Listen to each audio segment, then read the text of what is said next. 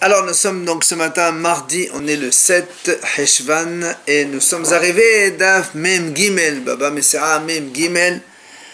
On a donc fait hier la Mishnah première ligne Matnitin, on va juste prendre Agmara à la 8e ligne, 9e exactement.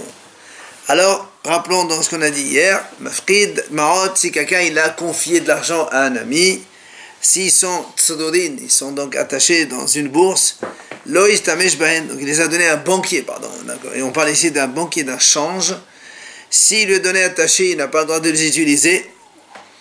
Alors, la Gemara dit, Mishum Disrorin Loïs Tamesh Bahen, parce qu'ils sont attachés, alors il ne peut pas les utiliser. Moi, s'étonne. Et alors, quand on donne de l'argent à quelqu'un, pas forcément en vrac, on peut donner toujours des bourses fermées. Donc, ça signifie quoi le fait qu'ils sont dans une bourse? Pourquoi tu dis s'ils sont dans une bourse, il ne peut pas les utiliser? Alors, c'est pour ça que Ravasi, au nom de Ravida, il rajoute, il dit non, ils sont dans une bourse, mais ils sont scellés. Alors, quand ils sont scellés, c'est évident que c'est qu'ils ne veulent pas les utiliser. Enfin, celui qui a confié, il ne veut pas que le banquier les utilise. Rav Mari Amad Bekeshel Meshone. Rav Mari, lui, il a dit, ils sont attachés avec un nœud bizarre, Meshone, donc différent de l'habituel. Et ça signifie juste donc que le banquier ne doit pas les utiliser. Et il y a une autre version qui a fait ça en question. Il y a une version qui dit qu'en fait, Rav Mari, il a posé la question, est-ce que si on fait un nœud différent de l'habituel, est-ce que ça veut dire qu'il peut les utiliser ou pas? Et sur ça, Théron n'a pas répondu. On précise un banquier. Toujours un banquier ici. Quelqu'un de normal. On a parlé d'hier, on a parlé du banquier, du Baal Habayit et de l'épicier. Donc pour l'instant, c'est que le banquier. On a dit s'ils sont donc en espèces comme ça, donc pas dans une bourse, ils sont détachés, alors il a le droit de les utiliser, donc ce banquier. Vient l'Agmara, elle dit Amar Abuna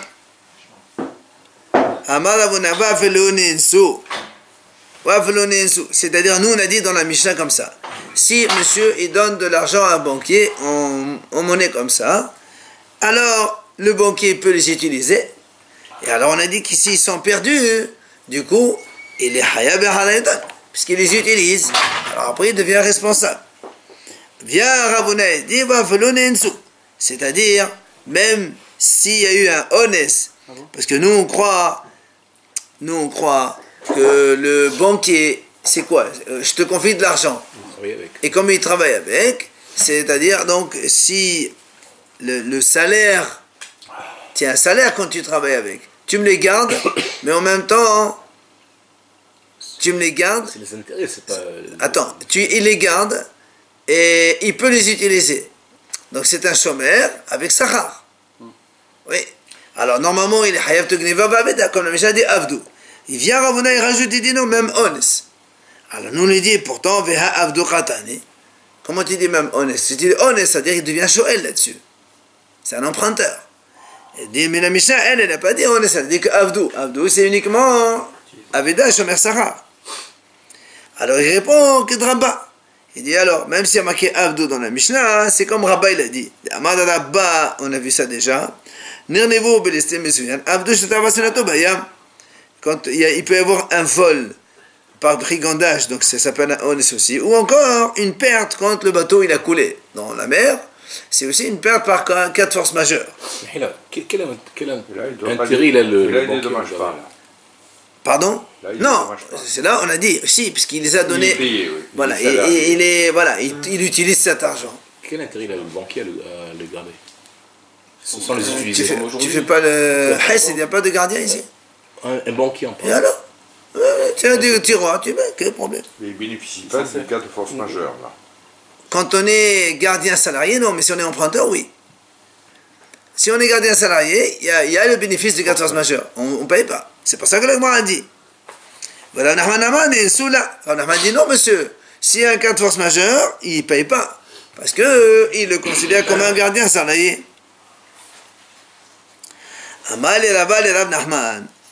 Il vient Rava et lui dit à Rav Nachman, il dit, là, si toi tu dis que Nensu, s'il y a eu un cas de force majeure, il ne paye pas, donc tu ne le considères pas comme un shoel. Alma la havi shoel alayo. Donc il n'est pas shoel sur cet argent-là. Alors il lui dit, shoel la have, shomer saranami la have. Si tu ne veux pas le considérer comme un shoel, comme un emprunteur, ben il n'est pas non plus un gardien salarié. Pourquoi? Il dit, Rachid explique et dit, parce que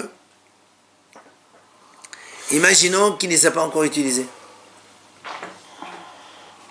Nous on a dit, s'ils sont comme ça ouverts, il peut les utiliser. C'est pour ça que s'il les a perdus, il paye. Très bien. Et s'il ne les a pas encore utilisés, il va payer quand même. Alors tu vois bien qu'il dit, si tu ne considères pas comme un shoel, il n'est pas non plus comme un shoel tant qu'il ne les a pas utilisés, puisqu'il n'a rien gagné encore. Amal, il lui dit, Behamodin alach. Il dit, dans ça, je suis d'accord avec toi. C'est-à-dire que, bien que, tant qu'il ne les a pas utilisés, donc il n'est pas encore un shoel, alors effectivement, il est shomer sacha. Pourquoi il est shomer sacha? Puisque lui-même, il profite, alors il doit faire profiter l'autre. C'est-à-dire quoi, la Gemara dit,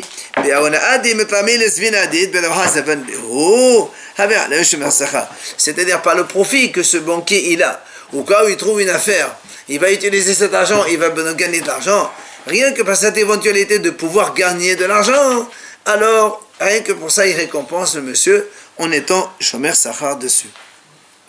Donc s'il y a honnête alors du coup... Non, honnête non. Non, mais s'il y a honnête... On ne s'y paye pas si c'est un shomer sachar. C'est ce que devraient faire les banques aujourd'hui.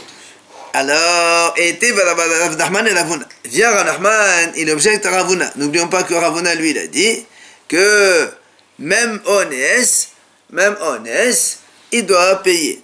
Alors il dit, pourtant, Hamafrid, on a vu, Hamafrid Maot et Sashulhani. Là, on parle d'un Gizbar de Beth Amikdash, un percepteur de Beth Amikdash qui détient de l'argent sacré. Qu'est-ce qu'il a fait, lui?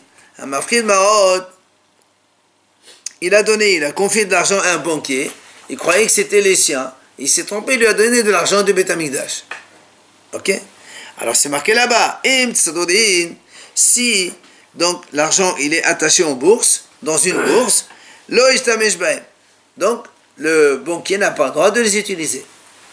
Donc comme il n'a pas le droit de les utiliser, les ferrar im aussi, si maintenant il les a utilisés, l'homme a la gizbar. Donc le gizbar il n'est pas foutu, parce que normalement il n'est pas censé les utiliser. Donc c'est la faute au banquier, c'est pas la faute au gizbar. Le gizbar il n'est pas hayab meila pour ça. Par contre, si maintenant il lui a donné l'argent comme ça, donc en ouvert, il a le droit de les utiliser, ce banquier. Mais comme le gizbar il a fait une faute, c'est lui qui a fait la faute en sortant l'argent du Beth Amikdash pour le donner à quelqu'un de hol. Les ferrar im aussi, la gizbar. Si maintenant il les a dépensés l'autre, c'est le gizbar qui a hayab me'ila d'avoir donné l'argent de Karikdesh à quelqu'un de hol. Ça c'est ce qu'on a vu dans la Tosefta. Maintenant, Rav Nachman lui pose la question à Ravuna. Si tu me dis que même Be'ones il est hayav, si tu dis que même Be'ones, le banquier, il est hayav aussi. D'accord? Alors ça veut dire que tu le considères comme un shoel. Alors dans ces cas-là, il lui dit, donc le gizbar, quand il les donne à un banquier, que le banquier les dépense ou ne les dépense pas, il est déjà hayav comme un shoel. Donc pourquoi nous on a dit, s'il les a pas dépensés, tu as dit, s'il les a dépensés, mal. Machin, s'il les a pas dépensés, il n'est pas mal. Ça ne change rien pour un shoel. Donc quand on a emprunté l'argent, on devient responsable même si on n'a pas encore utilisé, si on est emprunteur. D'accord?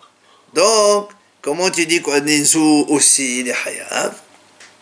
Amalé lui répond, Ouadin Amagabdela aussi. Il dit non, tu sais, c'est vrai, que même s'il ne les a pas dépensés aussi, il est hayav.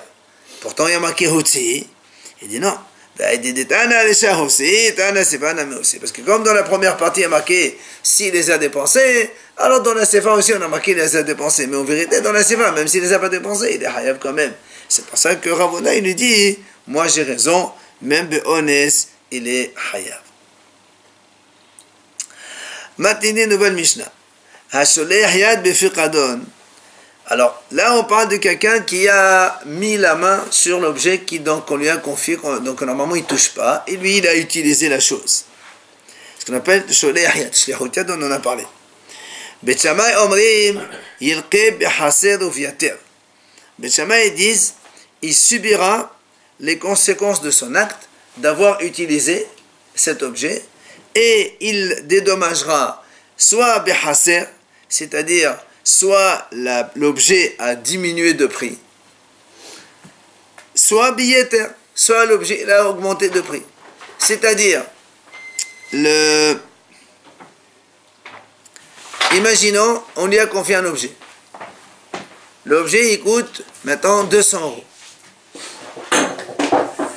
Lorsque lui, il a touché, il a utilisé cette chose, alors qu'il n'a pas le droit d'utiliser, l'objet coûtait toujours 200 €.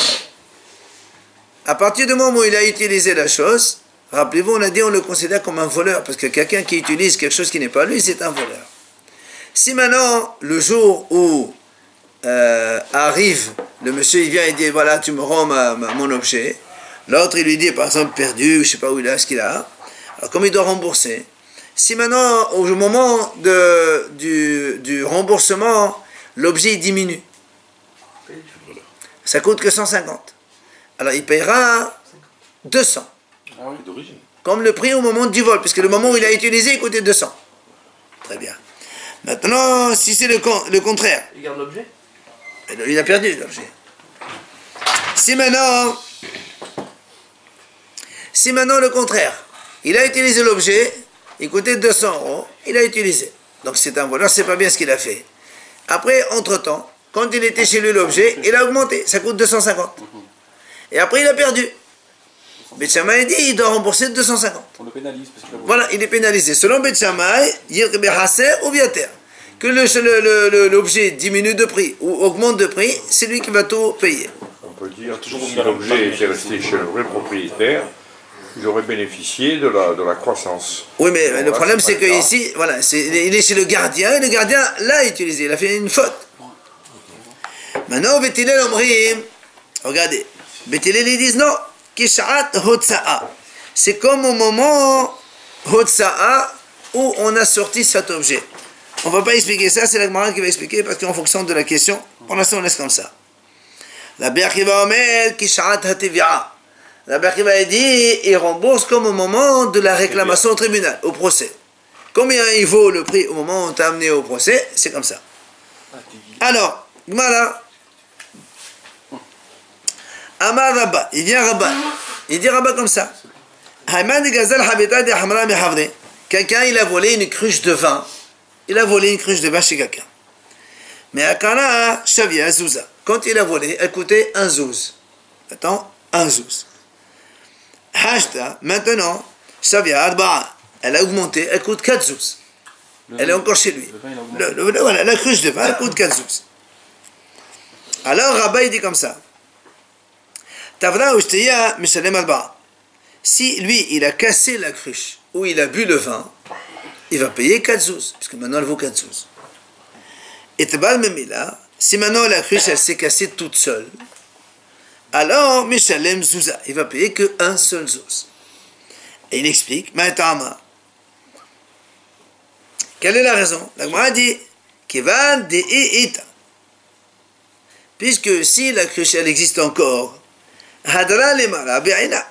Il doit, si elle est là encore la cruche, il faut qu'il la redonne à son propriétaire. Le problème ici, c'est qu'elle s'est cassée où il a cassé, mais si elle est là, il doit la redonner au propriétaire. Alors, qu'est-ce qui se passe? Au moment où le monsieur, il a bu cette cruche de vin, où il a cassé lui-même la cruche, alors, c'est au moment, puisqu'il n'a pas le droit d'utiliser, lui il a volé, en plus après il a bu. Alors c'est à ce moment-là qu'il s'appelle il a volé. Et comme quand il a volé, elle valait 4. Et le monsieur, nous on sait que les voleurs, ils payent comme au moment du vol. Le vol, quand on vole quelque chose, il a volé une cruche de vin. Tant que la cruche devait aller chez lui, il peut la rembourser. Il la redonner telle qu'elle. Le vol, il s'appelle vol quand? C'est quand il a fait perdre la chose. Il a bu ou il a cassé la cruche. C'est ça où le vol, il est, on va dire, concrétisé. Or, le vol, quand il a bu ou il a cassé la cruche, il valait 4. Donc c'est au moment du vol, elle valait 4, alors il paye 4. Mais là, et là, nous on a dit, si la cruche s'est cassée toute seule, il paye que un zouz. Pourquoi? Maintenant, on a dit,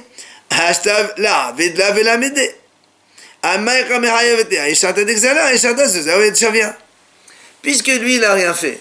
Il a déplacé. Attention, lui, il a volé la cruche. Attends, il a volé la cruche, il l'a amené chez lui. D'accord? Très bien. Comme lui, il n'a rien fait de plus. Quand est-ce que ça s'appelle le moment du vol? C'est au moment où il a volé. Du coup, au moment où il a volé, oui, il a déplacé, il l'a amené chez lui. Au moment où il l'a amené chez lui, elle coûtait un zouz. C'est après qu'elle est devenue 4. Comme au moment où il l'a amené, quand il l'a amené chez lui à la maison, elle valait un zouz. Et lui, il n'a rien fait, il n'a jamais touché cette cruche. Le vol, il date de cette date-là. Donc, elle coûte un zouz. Par contre, quand il a bu ou il a cassé la cruche, le vol, il ne date pas du moment où il l'a amené, parce que le moment où il l'a amené, il peut la rendre. Ouais. Mais comme il a mangé, il a bu la chose, il a consommé la chose, alors le vol, il date de ce moment-là. Il doit racheter une cruche, ça va lui coûter 4. C'est pas mon problème, le propriétaire. Nous, on demande comment on rembourse. On t'explique pourquoi il y a une différence. Ben non, moi je l'ai volé quand elle valait 1. Mais si vous ne l'avez pas volé, tu as raison. Bah, merci, je t'ai rendu l'objet volé déjà. D'accord, mais déjà tu es content d'avoir ton 1. Maintenant, elle est cassée. Très bien. Je veux 4, je veux 4, je veux racheter une, je veux 4. Mais monsieur, je suis gentil de te rembourser 1, tu veux 4? Déjà, et qui tu sais, qui t'a dit que le voleur il va rembourser? Peut-être que le voleur il ne te rembourse pas. Mais je dois racheter une. Mais si tu sais pas, tu sais pas qui est le voleur, tu sais rien du tout. Ton truc il disparaît dans la nature. Qu'est-ce que tu récupères? D'accord? On a compris la différence. Quand il n'a pas bu, il n'a pas consommé, le vol il date donc de la première fois où il a amené et elle valait encore un zouz. Quand il a bu ou il a cassé lui-même, le vol il est consommé à partir du moment où il a bu, elle valait 4 zouz. Ça c'est facile. Ça serait comme qu'à la vie de Mishnah Sabet Hillel ou... Attends. Ça c'est Rabba qui dit ça. Oui, mais après... Ça c'est Rabba qui dit ça. Maintenant la Gemara elle vient objecter. Elle dit, Tlan, nous avons vu dans notre Mishnah, Beit Hillel omrim keshat osa. On a dit, rappelez-vous, la vie de Beit Hillel, c'est comment on paye, on rembourse, c'est au moment de la sortie. Alors la Gemara elle veut comprendre qu'est-ce que c'est que ce mot sortie. Maï keshat osa. Ça veut dire quoi sortie? Et les maï keshat osa menaolam, si tu penses que le mot sortie, ça veut dire qu'au moment où cette cruche elle a disparu du monde. Sortie, ça veut dire elle est cassée ou un truc comme ça. Alors, nous on veut savoir, selon Beit Hillel, qui disent on rembourse qu'au moment où elle a disparu, comment? Et behaser umay. Et behaser meka le man de amal. Behatnan kolega sem shem jad et là. M'a dit si tu me dis par exemple, j'ai volé quelque chose qui coûte 10. Après elle est chez moi, elle coûte 8 et elle a disparu. Si Beit Hillel dit il faut que je paye 8, ça n'existe pas cet avis-là, puisque nous on dit que tous les voleurs ils payent comme au moment du vol. Au moment du vol, avait 10, donc tu es obligé de rembourser 10. Donc cet avis-là ne marche pas. Alors qu'est-ce qu'on va dire? Donc la seule, donc l'autre élément qui nous reste, c'est que Beit Hillel dit qu'au moment où elle a disparu, ça veut dire elle a augmenté de prix et tu payes plus cher. Alors on va dire c'est qu'elle a dit, c'est la même chose que Beit Shammai ça. Alors on ne comprend pas qu'est-ce qu'ils veulent Beit Hillel ici en disant comme tu as des sorties. Alors, on a dit la pshita, keshat otsa'a mebet be'alim. C'est-à-dire, Beit Hillel, ils disent comment on rembourse au moment où tu l'as sorti de la maison de son propriétaire, c'est-à-dire au moment du vol, pas au moment où elle a disparu. Quand on rembourse, tu rembourses comme au moment où tu l'as sorti du chez son propriétaire. Donc, ça veut dire, si on s'en tient là pour l'instant, si je vole une cruche qui coûte 1 zouz, chez moi elle augmente, elle devient 2 ou 3 ou 4 zouz. Selon Beit Shammai, on a vu tout à l'heure, il paye 4. Selon Beit Hillel, il dit non, tu payes comme au moment où tu l'as volé, tu payes 1. Donc il fait un profit alors. Non, il n'y a pas de profit ici. Pour l'instant, elle a disparu, elle est cassée, il faut rembourser la cruche. Elle est supposée disparaître. Mais on considère que c'est disparu. Alors sur ça, oui, c'est évident, pour ça on passe sur le tribunal. Quoi qu'il en soit, dans ce cas-là, la Gemara pose une question. Lima Rabba Dama Kevet Shamay. Dans ces cas-là, rappelez-vous ce qu'il a dit Rabba tout à l'heure. On a expliqué la vie de Rabba, qu'elle a volé une cruche qui coûtait 1, après elle a volé 4. Si il a cassé ou il a bu lui-même, il paye 4. Si elle s'est cassée toute seule, il paye que 1. Donc s'il a volé lui-même, il paye 4. Alors la Gemara a dit comment? Alors on va dire que Rabba, il pense qu'en Beth Shammai. Il a dit que si Beth Shammai, ça augmente, il paye comme l'augmentation. Il y a une pénalité. Et voilà. Donc Rabba, il pense qu'en Beth Shammai. Puisque toi, tu m'expliques maintenant que Beth Hillel, ils disent non, il paye que 1 qu'au moment du vol. Alors c'est bizarre que Rabba, il penserait qu'en Beth Shammai. Normalement, c'est qu'en Beth Hillel qu'on pense. Donc c'est ça la question d'Agmara. Alors, Amal Rabba, il vient Rabba, il te répond, il te dit non monsieur. Quand ça augmente, c'est-à-dire de 1 on passe à 4, tout le monde est d'accord, même Beth Hillel, ils sont d'accord qu'il faut payer 4 aussi. Ah bon? Alors c'est quoi que Beth Hillel, ils ont dit comme on a sorti du propriétaire? Qui plierait behaser. C'est seulement quand elle diminue. C'est-à-dire, elle coûtait 1. Voilà, elle coûtait 1 quand on l'a volé. Maintenant, elle coûte que 0,8. Alors, qu'est-ce qui se passe? Beth Shammai savri shehutia dinasra hisaron. Beth Shammai disent comme ça. Shehutia, quand le monsieur l'a utilisé, enasra hisaron. Ça veut dire, tu n'as pas besoin de la diminuer. C'est-à-dire d'enlever une partie de la chose. Le fait d'avoir utilisé, déplacé la cruche, même si tu ne l'as pas consommé, on va dire comme ça s'appelle quand même du vol. C'est pour ça, Beth Shammai disent, ça s'appelle, non, ça veut dire que, rappelez-vous la cruche, moi j'ai volé une cruche qui coûte 1, d'accord? Qu'est-ce qu'on a dit après? Elle a diminué. Alors, comme lui, maintenant, il a déplacé la cruche, par exemple, Beth Shammai disent, le fait de l'avoir déplacé, c'est comme si tu l'as volé déjà. Donc, comme tu l'as volé, elle coûtait 1. Même si après elle diminue, c'est dans ton domaine qu'elle a diminué, c'est pas au domaine du propriétaire, parce qu'elle est déjà à toi. Donc, du coup, tu ne payes que 1. Enfin, tu payes 1. Tu payes 1. Beth Hillel disent non. Même quand on a déplacé la cruche, tant qu'on n'a pas bu le contenu, ça ne s'appelle pas déplacer. Je n'ai pas encore volé l'objet. Alors, comme je n'ai pas encore volé, et elle a diminué de valeur, alors, le moment du vol, c'est au moment où elle s'est cassée, elle ne valait que 0,8, alors je ne paye que 0,8. C'est tout le moment, non, c'est tout dépend. C'est ouais, c'est raison ou pas? C'est ça le raisonnement. Est-ce que le fait de mettre la main, d'utiliser la cruche, est-ce qu'il faut vraiment boire, consommer une partie du contenu ou pas? C'est toute la raison. C'est à ce moment seul que le vol est réellement établi. Absolument. Selon celui qui dit c'est Beth Hillel. Quand tu consommes. Quand tu consommes.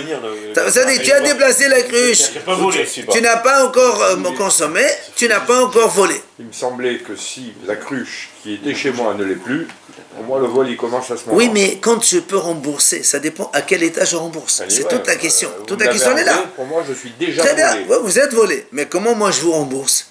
Moi, je m'appelle volé à quel instant? C'est ça tout. Au moment où vous l'avez pris de chez moi. Non, pas, c'est selon vous. Mais selon le Haramim, non, il y a des discussions. C'est le moment où je l'ai consommé ou le moment où je l'ai prise. C'est deux différences. Pourquoi on ne prend plus en compte le Yehush là? Parce qu'on pourrait dire s'il a désespéré, on peut mais c'est un vol, c'est pas désespéré ça. Quelqu'un, tu lui voles une cruche de la maison. Gazelle. Gazelle, c'est pas. Gazelle, c'est prendre à l'arraché. Le monsieur, il va au tribunal, il te la paye. Non. Et là, voilà le m'a dit. Et là, donc, puisque maintenant on a établi que selon Beth Shammai, ils disent que le fait de l'avoir déplacé, c'est déjà acquis. Le vol, il est acquis, tu payes comme cela. Donc ça veut dire que selon Beth Shammai, on n'a pas besoin de consommer. Le fait de l'avoir déplacé, ça suffit, tu l'as volé déjà. C'est là où la Gemara a dit, parce que nous on a vu hier que Rava il disait que justement, que quand tu te mets la main, même si tu n'as pas consommé, tu es déjà voleur à cet instant. Alors nous on lui dit quoi? Rava il pense qu'en Beth Shammai il a un problème aussi. Rava, tu penses qu'en Beth Shammai c'est pas possible, c'est comme Beth Hillel. Alors c'est pour ça que le Gemara sera vite, je vais changer. C'est pour ça que le Gemara dit en vérité ici, on parle du cas suivant.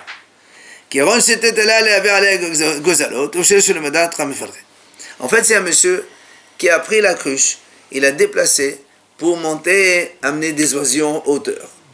Et quand on a le principe, quand on te confie un objet, si tu l'utilises sans mon aval, eh ben, tu t'appelles un voleur. Shoel shelom edat gazlan have. Que quand tu empruntes un objet à quelqu'un sans de lui dire, c'est un vol ça. Alors il m'a dit, voilà, regardez ce qu'il dit maintenant. Alors Bet Shammai savait, Shoel shelom edat gazlan have.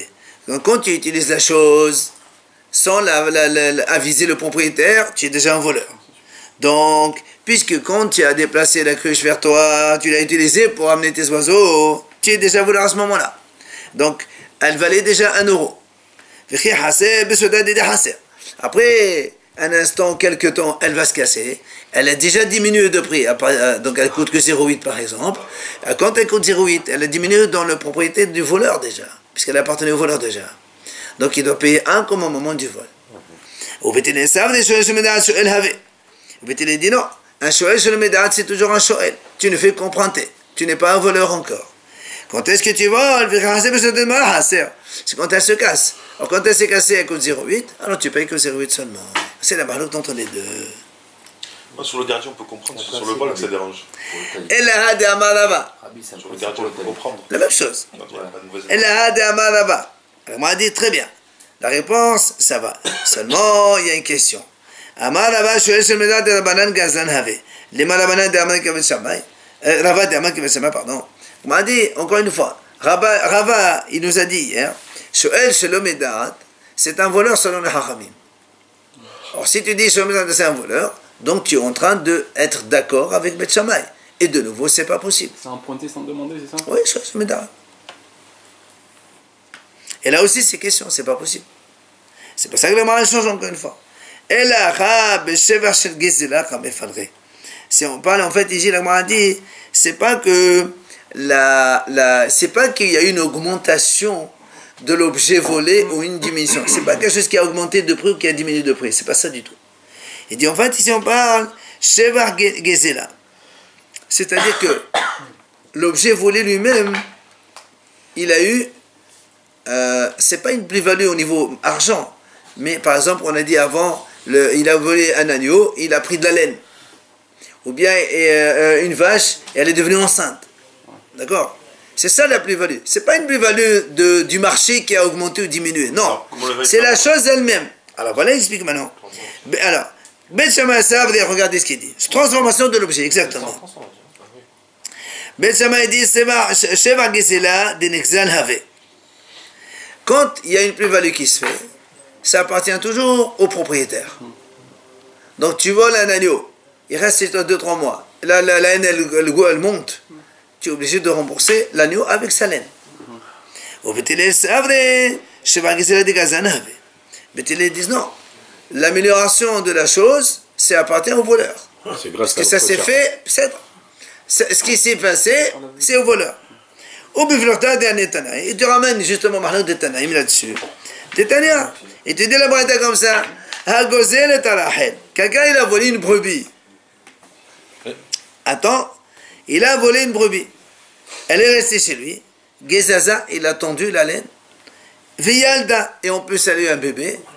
Mais Shalem Otavet Gezotev de la dotative, Rabbi Mir lui dit, il faut rembourser la brebis, la laine et le bébé, tu donnes tout au propriétaire. Ça c'est un. Attends. Maintenant, Rabbi Yehuda Omer, Gezela Hazet Be'ana. Rabbi Yehuda, il dit pas du tout. Tu rends la brebis telle que tu l'as prise, tu gardes toi les bébés, tu gardes la tonte. Ça n'est pas si elle était enceinte quand il a pris. Ça n'a pas d'importance. On l'a vu tout à l'heure, Bethilel, il a dit on va selon le moment, entre guillemets. Parce que selon le moment, Oui, mais après, 0,8, non. Après, on a tout enlevé le raisonnement parce qu'on a été posé la question comment ils pensent comme Bet Shammai. Alors, on a complètement changé la mahlok, la divergence entre les deux. Ah, mais là, si elle était enceinte. On finit à 2 secondes. Daïkaname de Khatani, écoutez bien. La Gemara dit la preuve, on va te donner la preuve que c'est bien ça la mahlok, on ne parle pas du tout d'augmentation de prix ou diminution de prix. Voilà, c'est une transformation de la chose. Car dans la Mishnah, on a dit Bet Shammai omnim ilke behaser ou viater. Dans la Mishnah, on a dit, rappelez-vous la Mahlokto des Bet Shammai, il sera sanctionné si ça monte ou si ça diminue. Non, si ça manque ou si ça devient plus. Il n'y a pas marqué ici le prix, il n'y a pas marqué Yukra Vizula. Yukra, c'est quand le prix monte. Vizula, le prix baisse. On n'a pas parlé de ça. On a dit juste s'il va manquer ou s'il va se rajouter. Donc tu vois bien qu'on parle bien de l'animal. Est-ce qu'il va rajouter donc bébé ou laine ou il va diminuer? Mais il peut maigrir. Alors on a eu donc troisième avis dans la Mishnah. Comment il rembourse celui qui vole donc cette cruche? Rabbi Akiva dit c'est comme au moment de la procédure, quand on va au tribunal. Au tribunal, le jour où le tribunal il décide, enfin on va voir c'est quoi exactement cette vira. Amar Rav Yehuda, Amar Shmuel, il vient Rav Yehuda au nom de Shmuel, il dit Halacha que Rabbi Akiva. Halacha est comme Rabbi Akiva, comme quoi on rembourse le prix de l'objet volé, comme au moment où on va au tribunal. C'est-à-dire avec la plus-value. Est-ce que le tribunal dit ici, voilà, il faut que tu rembourses telle chose, on va caler son prix, tu rembourses. Quel que soit Est-ce que ça marche aussi, la plus-value, ça, pour la plus-value, par exemple, de l'or ou quoi, avec le cours? On vient de dire que c'est pas la plus-value de l'argent. On vient de dire que c'est pas ça la discussion. La discussion, c'est quand la chose elle-même, elle se transforme. Et ben voilà, transformation, par exemple, tu vois le lingot, le lingot qui devient, au lieu de 1000, il devient 12 000, c'est pas une transformation du lingot, c'est le prix qui a le marché. On ne paye que le prix Sans la TVA. Il y a Mahlok, on a déjà vu. Amar Abida Mashmon al-Hal Rabbi Akiva. Là, comme Rabbi Akiva. Seulement, il dit, au modèle Rabbi Akiva, il est d'accord aussi. Bimakom shiyesh aidim. C'est-à-dire, si tu as des témoins, comme quoi le jour où elle a été volée, elle valait tant, alors il paye comme au moment où elle a été volée. Si tu as des témoins. Pourquoi? Parce que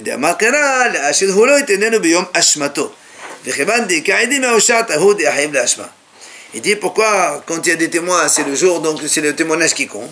C'est parce que dans le passage qui est marqué, il doit rembourser la Hachel Holo à celui qui est donc le propriétaire initial, et tenenu biyom ashmato, le jour où il est coupable. Or, quand il y a tes témoins, à quel moment tu es coupable? À partir du moment où les témoins ils ont témoigné. Donc Rabbi Akiva est d'accord, quand il y a des témoins, tu payes au moment où les témoins ils te disent voilà, ce jour-là tu as volé, ça valait tant, alors tu payes comme ça. Amal et Rabbi Ushaya et Rabbi Yehuda, il vient à Rabbi Ushaya, il lui dit à Rabbi Yehuda, il lui dit comme ça, Rabbi, attends, Merken, toi tu dis comme ça. Il dit pourtant, il y a Rabbi Hanan qui dit que non, que même s'il y a des témoins, Rabbi Akiva n'est pas d'accord. Que malgré tout, il doit aller selon le moment de la réclamation au tribunal. Et pas comme tu as dit toi, que Rabbi Akiva est d'accord, quand il y a des témoins, on va selon le témoignage. Maïtama, justement, il dit quelle est la raison de ce Rabbi Hanan qui dit ça?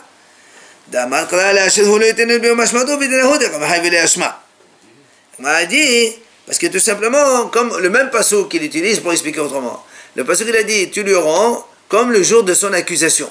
Ashmato, c'est l'accusation, ou la faute, comme on veut, ou la culpabilité. Or, lui, il te dit, quand est-ce qu'il est coupable, monsieur? C'est le jour où le tribunal, il rend la décision.